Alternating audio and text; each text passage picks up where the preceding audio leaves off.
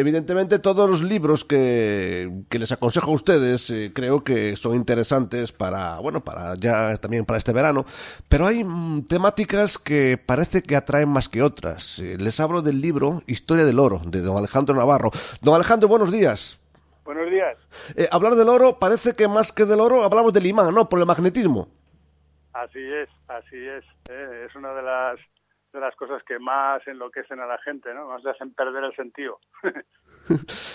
¿Cómo decidió y por qué y cuándo llevar a cabo este libro y este trabajo? Bueno, yo soy bioquímico, soy economista, entonces me atrae mucho todo lo que tiene que ver con la relación entre la química y la economía.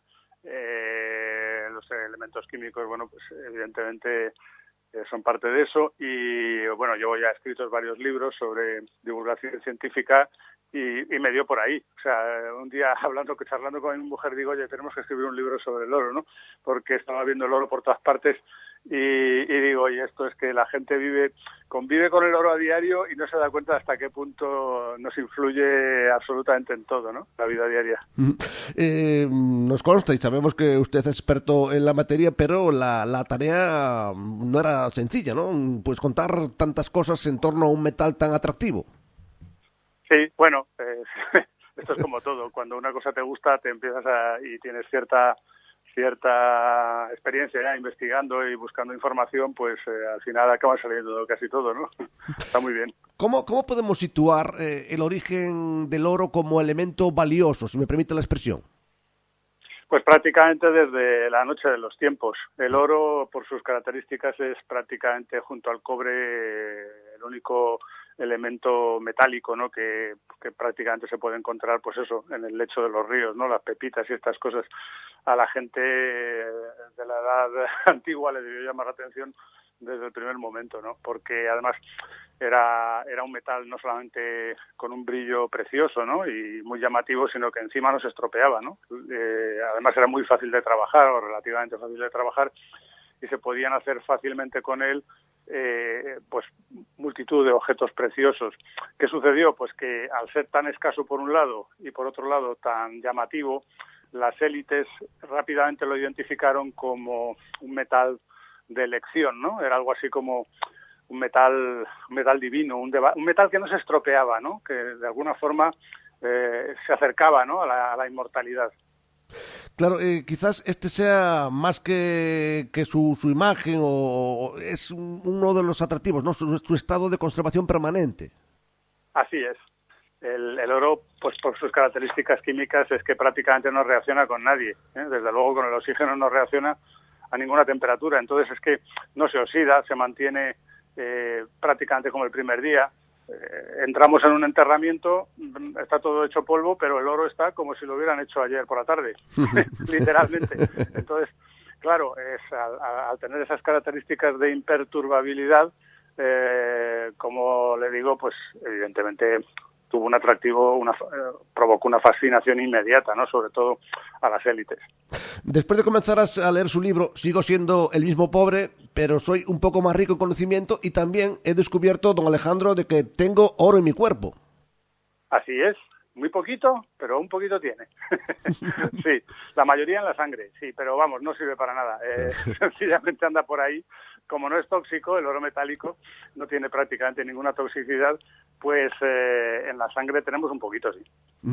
Usted evidentemente domina la materia, pero también quiso aderezar este libro con anécdotas y darle un toquito así, aparte de meternos en la cabeza esos conceptos necesarios, también contarnos historias relacionadas con el oro, ¿no? Para darle pues un mayor interés a este libro.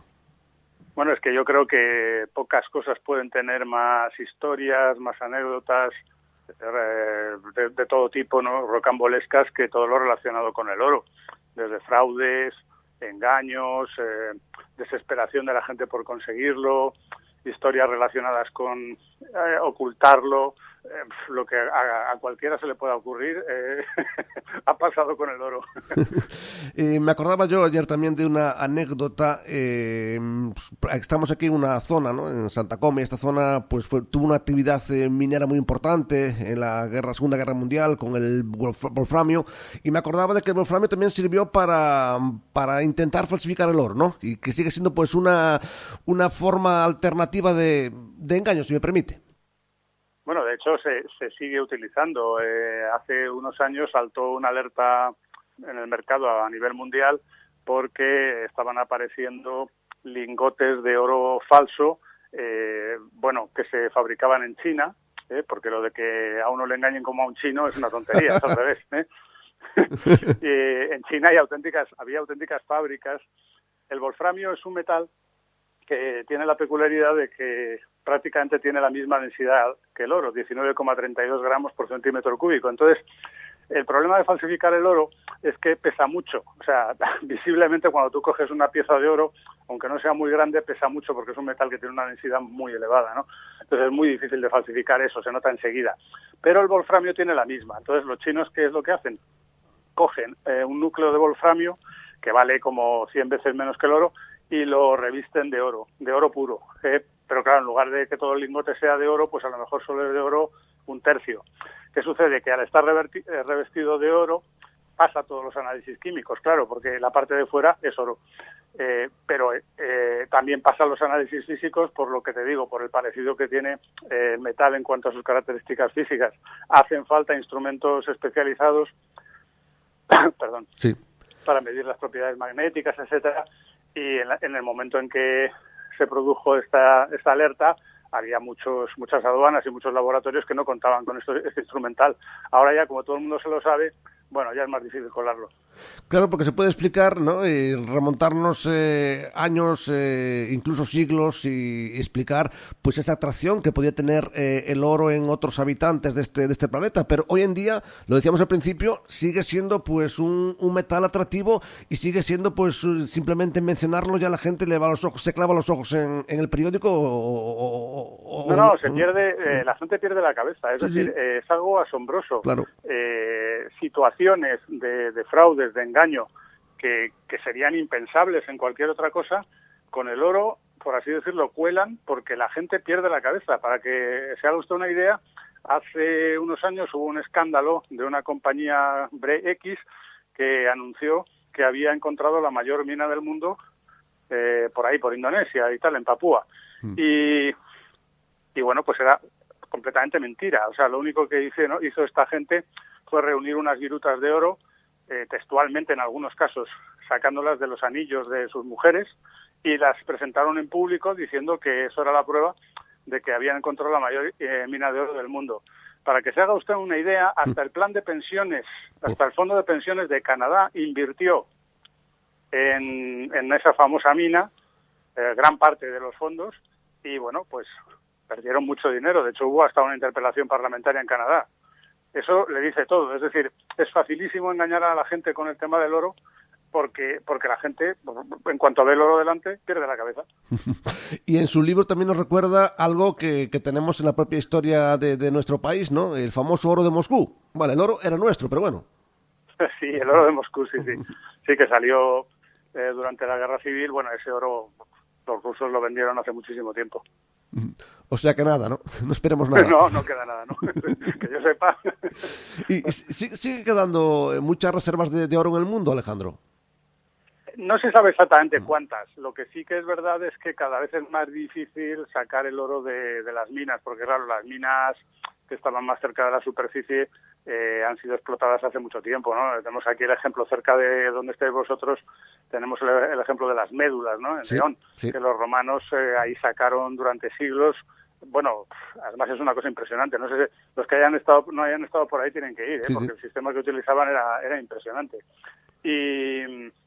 Y bueno, no se sabe con exactitud cuánto falta, ¿no? Por sacar, porque realmente, a ver, en la Tierra hay mucho. Lo que pasa es que casi todo está en el núcleo, ¿no?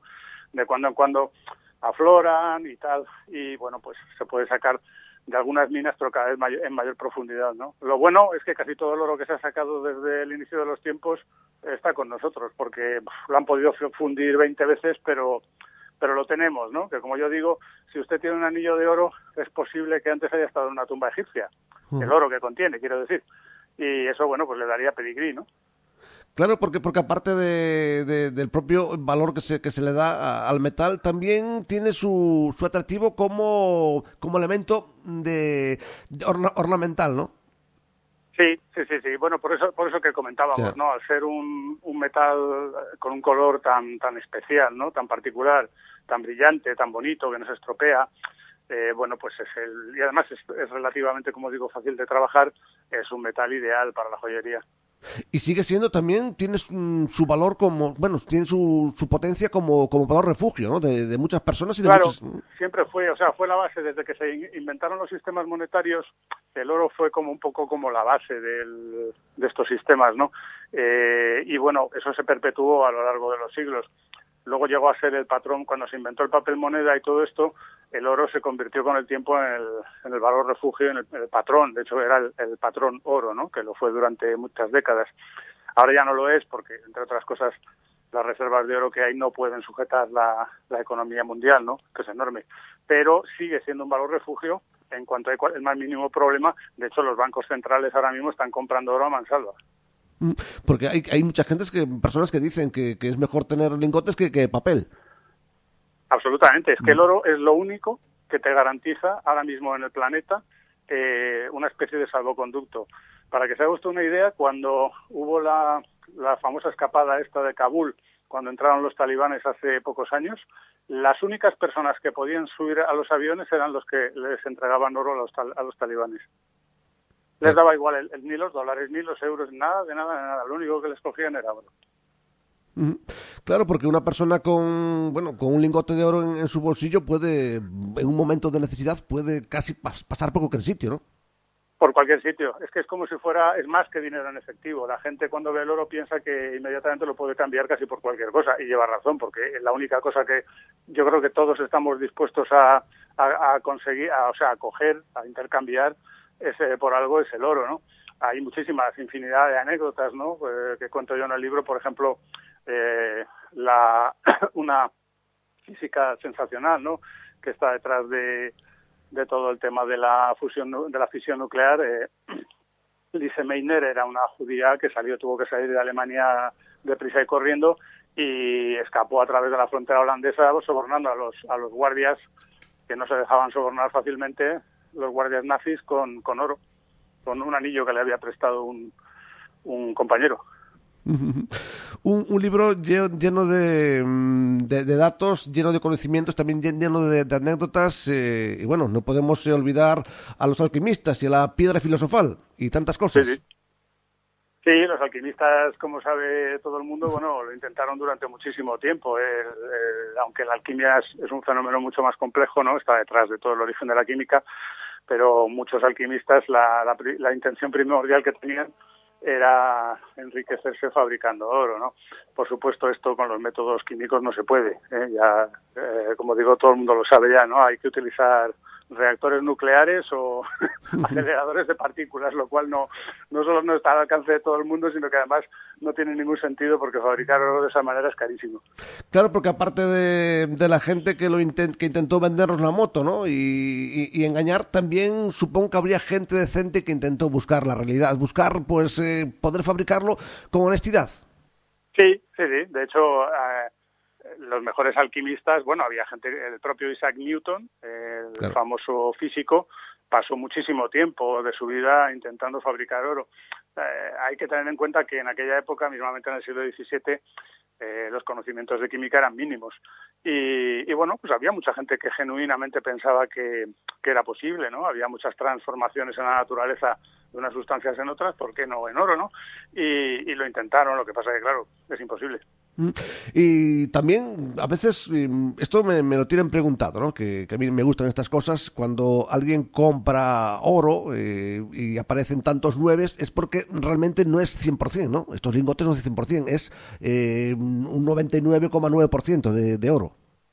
Sí, bueno, tenemos el oro puro, que es el famoso oro de 24 quilates o de 999 milésimas, pero claro, esa es la razón por la que con las joyas hay que tener un poco de cuidado como inversión, ¿sabes? Si es para ornamental no hay problema, pero igual que las monedas, por ejemplo, que tienen la cantidad de oro, la pone en las monedas de inversión, quiero decir, las bullion tienen marcada la cantidad de oro exacta que contienen, o los lingotes, que te lo dicen. Las joyas no te lo pone. Las joyas muchas veces son oro de 18 quilates, de 14 quilates, es un oro inferior. En ese sentido, no porque porque la calidad del oro sea peor, sino porque el oro va mezclado con otras cosas, por ejemplo, con plata.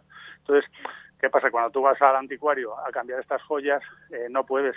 Te metes en internet y dices, ¿a cuánto está el gramo de oro? Y está lo que sea, pero claro, tú cuando vas allí, el joyero te va a decir, que esto no es 100% oro, esto es una aleación, ¿eh?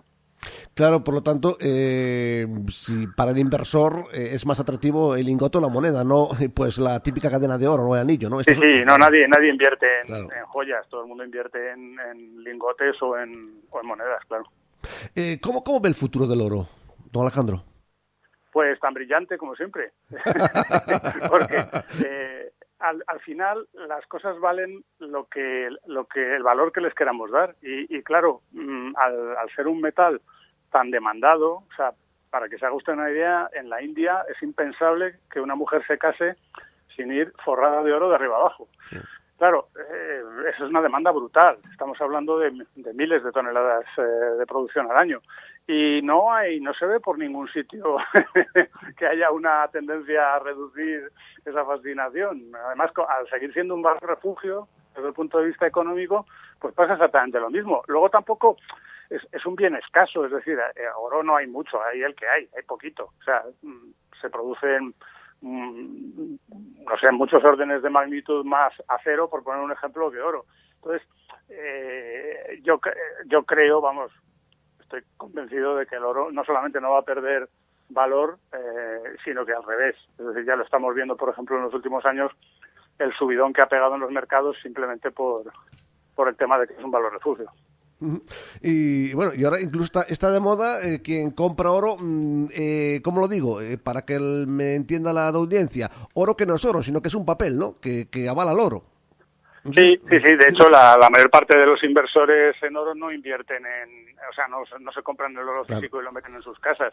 Lo que hacen es que operan con oro a través de fondos cotizados, o sea, lo que hacen básicamente es como si fuera a operar en bolsa, ¿no? O sea, se compran, entre comillas, acciones sobre el oro, ¿no? Y ese oro luego está guardado en cámaras acorazadas, en donde sea, y usted lo que tiene es una participación, y luego ya pues usted lo vende o lo compra según le venga bien. Yo cuando era pequeño, mi difunto padre veía muchas películas del oeste, ¿no? Yo me quedaba con aquella imagen de en los ríos del Klondike y tal, no sé dónde, cogiendo pepitas, y yo tenía un río cerca de mi casa y me preguntaba, ¿por qué aquí no hay pepitas de oro en mi río? Hay truchas, pero no había oro. Quiero decir que el oro, con el tiempo descubrí que el oro pues venía arrastrado, que no nacía en el río precisamente, ¿no? Sí, esto es lo que contaba yo un poco de las médulas. Claro. Los antiguos empezaron a encontrar oro en los lechos de determinados ríos porque lo que sucedía es que había minas, había zonas o cosas que contenían oro y de cuando en cuando, pues como el oro, ya te digo, no se mezcla con nadie, tiene mucha tendencia a desprenderse, ¿no? y a soltarse, ¿no? de la roca matriz, y entonces de cuando en cuando trocitos de oro, las famosas pepitas, aparecían en el lecho de los ríos, ¿no? Fue así, por ejemplo, como sucedió en la zona de Asia Menor, que fue donde se inventó la moneda, entre otras cosas, porque había por ahí algunos ríos que les pasaba esto, ¿no? En la zona de las médulas pasó igual, ¿no? Los romanos lo que hacían era, destrozaban la montaña y luego se dedicaban a recoger el oro en la parte de abajo, en los riachuelos y cosas de esas. Es decir, siempre ha sido así, es la forma espontánea, ¿no? que hemos tenido desde la noche de los tiempos de recogerlo hasta que ya se inventaron ya métodos de extraerlo, ¿no? Me pregunto, aparte de darle un toque de exclusividad o de sibaritismo, ¿qué puede aportar el oro a la gastronomía? ¿Aporta algo? No, o sea, realmente, como te digo, como nutriente no tiene valor ninguno. Es que no juega ningún papel, por ejemplo, en los sistemas enzimáticos del organismo no juega ningún papel. Lo que sucede es que como es inerte, pues lo puedes ingerir sin que haya tampoco grandes problemas. Por eso pues hay, como dices tú, ¿no? Un poco en plan sibarita o extravagante, ¿no? Hay determinadas preparaciones que contienen oro, ¿no? Hay un licor, ¿no? El Goldwasser, por ejemplo, que tiene pequeñas laminitas de oro, ¿no?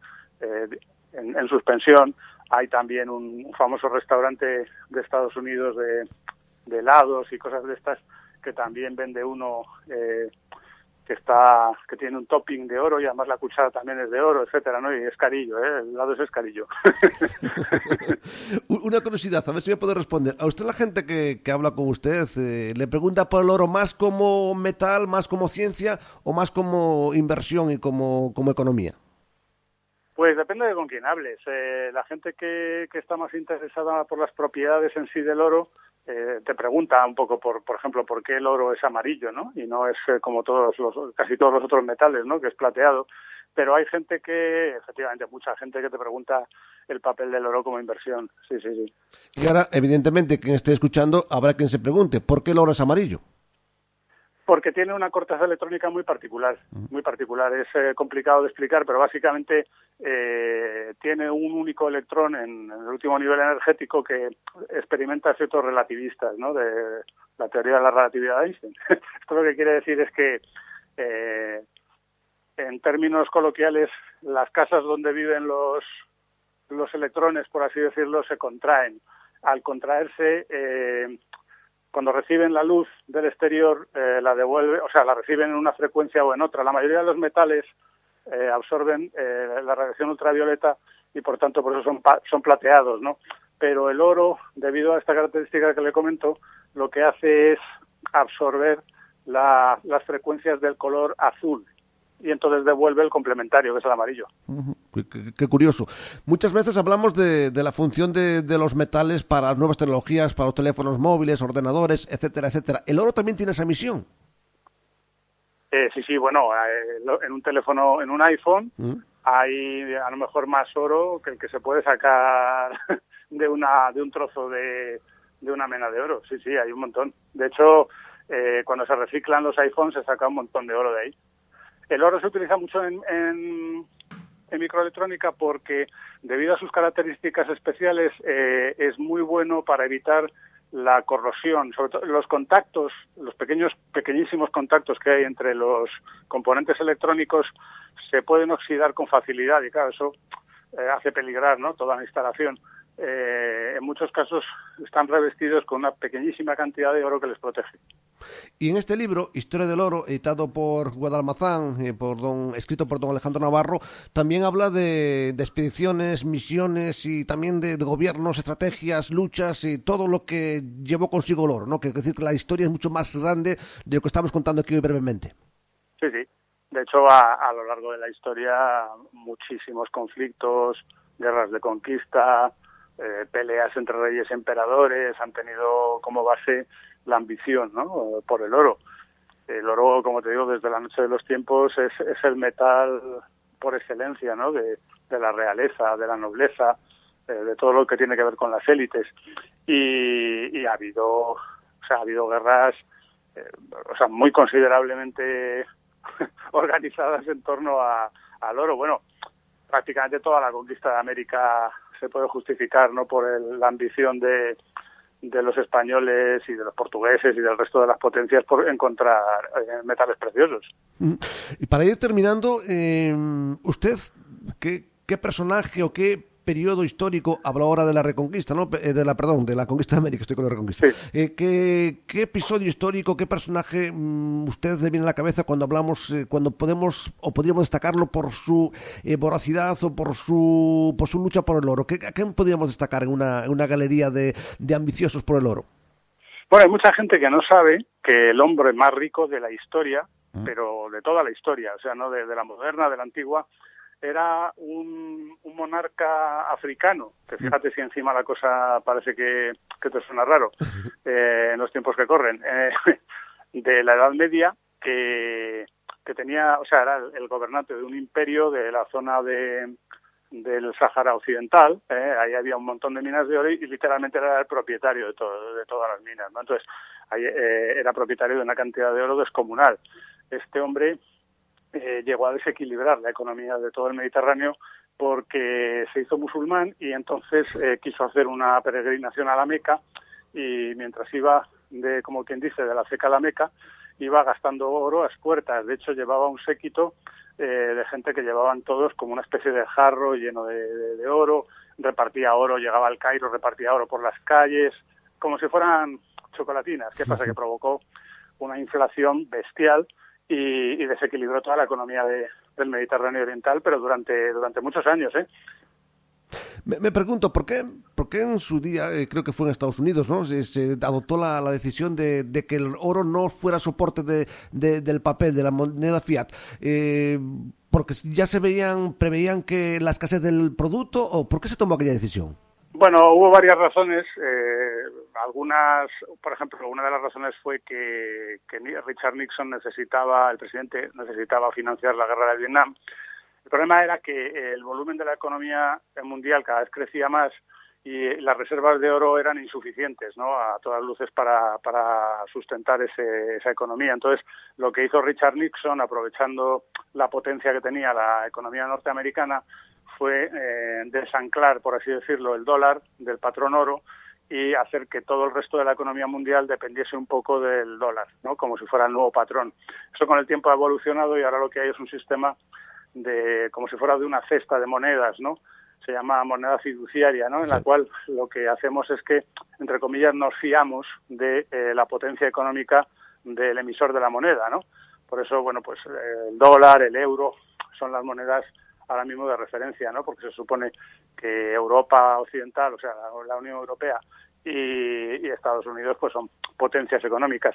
Pero bueno, eso pues tiene muchos peligros también, ¿no? Porque al fiarse de algo tan etéreo como de la confianza, ¿no?, que tiene uno en una economía, pues por eso ha pasado también todo lo que ha pasado en estos últimos años con tantas burbujas para arriba y para abajo. No hay quien dice que sería bueno volver al patrón oro, pero porque el patrón oro ofrecía muchísima estabilidad.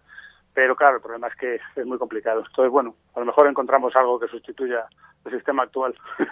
Claro, porque tampoco los tiempos no está mucho para fiarse de nada, pero bueno.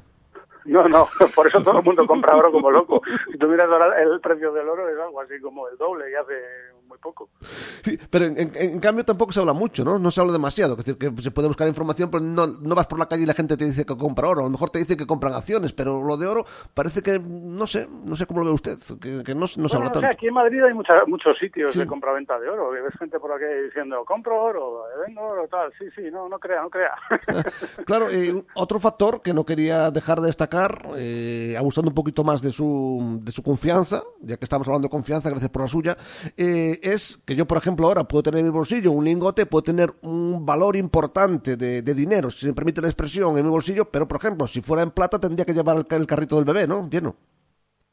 Claro, el oro vale como 10 veces más que la plata, o 20, no sé cuál es ahora mismo la relación, pero no tiene nada que ver, ¿no? A ver, la plata también se considera un metal precioso, comparte muchas de las propiedades del oro. De hecho, en la antigüedad, en la más remota antigüedad, llegó a ser más caro que el oro, porque era más difícil de extraer, de sacar, ¿no?, de su lugar de origen. Pero ahora mismo el valor que se le da es muy inferior. La plata, aunque también es muy bonita, pero no es exactamente lo mismo, se ensucia, por ejemplo. Y es más fácil, ahora mismo es mucho más fácil de obtener que el oro, con lo cual la abundancia también influye. Claro, yo me refiero a eso, ¿no? Yo en mi bolsillo puedo llevar mucho dinero en oro, en plata, pues no, que es por el volumen. Claro, tiene que llevar mucha más plata, claro. Pues ya le digo, no sé cuál es ahora mismo cuál es la relación, pero lo mismo tiene que llevar 20 veces más plata que oro para llevar el mismo dinero. Claro, y en caso de un apuro, pues claro. Y se lo cogen peor. El oro de la plata, aunque también siempre se ha considerado instrumento de cambio, pero se la cogen peor que el oro. El oro se lo cogen, vamos. Claro, volando. Porque muchas veces veo también vídeos, ¿no? Y gente que conozco que compra monedas bullion de plata, son muy bonitas porque son grandes. El oro, pues, abulta menos, pero claro, es el oro. Sí. A ver, es que una monedita, ya le digo, de esta pero chiquitaja, como si fuera de 5 céntimos, pues a lo mejor vale bastante más que una así redonda grandota de plata, Para concluir, ¿cómo está siendo la experiencia? ¿Cómo está siendo el feedback que está recibiendo desde que lanzó el libro, amigo? Bueno, no ha salido hace mucho, ha salido hace, yo creo que, no sé si llega a 3 semanas. Claro. De momento va bien, lo presentamos en la Feria del Libro de Madrid, hemos estado ya en un par de, pues eso, de programas de radio. De momento el feedback que tenemos de la editorial es que la acogida es muy buena, ¿no? También se lo hemos enviado a expertos y a gente que entiende el tema, que bueno, de momento lo que nos están diciendo es que está muy bien. Y claro, la portada no podía ser de color verde o azul, ¿no? No, tenía que ser, como es, doradita. Y Historia del Oro, el metal de los dioses. Esto también, el subtítulo también es importante, ¿no? Que representa mucho, dice mucho. Sí. De toda la vida se ha considerado algo así como un metal divino, ¿no? Ahora menos porque ya tenemos menos supersticiones en ese sentido, pero todavía. Supongo que para usted, como es un divulgador y también en este caso químico y profesor, pues será satisfactorio que esto sirva para arrojar luz para muchas personas, ¿no? Que se adentren y conozcan más sobre el oro, sobre algo tan importante. Sí, la verdad que sí, porque además es que cuando profundizas un poco, no hace falta profundizar mucho en todas estas historias y en todos estos aspectos fascinantes, ¿no? de este metal, aprendes mucho de muchas cosas, porque estudiando el oro se aprende de química, pero se aprende de economía, se aprende de sociedad, se aprende de historia, se aprende un montón. Yo recomiendo a la gente que bucee en la historia del oro, que se va a encontrar con cosas, no solamente en el libro, sino en más sitios, que se va a encontrar con cosas absolutamente fascinantes. La historia del oro es una historia potente, pero yo quiero felicitarlo por la manera en que nos cuenta las cosas, que también siempre es importante, ¿no? Porque la esencia está bien, pero la forma de contar las cosas es fundamental para que tengamos un auténtico libro de conocimiento, pero también de entretenimiento, que también es importante, que las cosas entran así mejor, ¿no, don Alejandro? Le agradezco mucho. De verdad que 1.000.000 de gracias. Hablaría con usted horas y horas porque es un tema fascinante. Pero bueno, tengo su teléfono y cualquier día le molesto, si me permite. Pues por supuesto que sí, a su disposición. Maestro, muchas gracias. A vosotros, a ustedes, muchas gracias. Alejandro Navarro estaba con nosotros, estaba conosco, químico, divulgador, hai quen di deste experto na materia, está vendo por aquí que un dos millores divulgadores en fala hispana, o que non é pouco, un pouco para dar conta e dar valor a esta historia que vimos contando hoxe, tamén dun tema xa potente como é o tema, uno de los divulgadores máis importante de habla hispana, de alguna persoa, neste caso, pois Mulet, que é un experto tamén na materia. Digo que ademais un tema interesante, non? Agora, hoxe en día que se fala moito de inversión e tamén de que hai moitas persoas que teñen un aprezo polo ouro como efecto decorativo, tamén de ornamental, se pode dicir, e ademais tamén outras persoas que o ven como un valor refugio en tempos convulsos económicos, moitas historias que recolle Alejandro Navarro, que nos conta agora que non está el, pode dicilo, dun xeito maravilloso, non? Que nos vai contando as historias. Estaba lendo no libro, estou pois enganchado á lectura deste libro, Historia del Oro, de Alejandro Navarro, el metal de los dioses.